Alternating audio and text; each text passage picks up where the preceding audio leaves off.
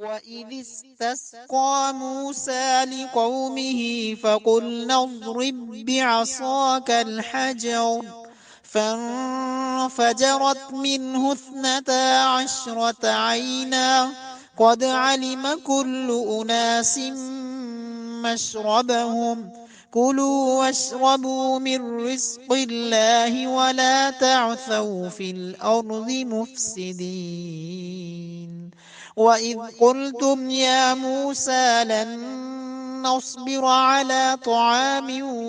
واحد فادع لنا ربك يخرج لنا مما تنبت الأرض من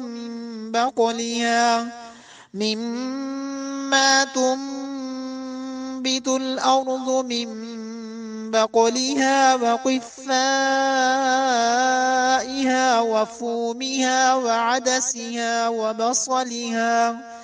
قال أتستبدلون الذي هو أدنى بالذي هو خير اهبطوا مصرا فإن لكم ما سألتم وضربت عليهم الذلة والمسكنة وباءوا بغضب من الله ذلك بأنهم كانوا يكفرون بآيات الله ويقتلون النبيين بغير الحق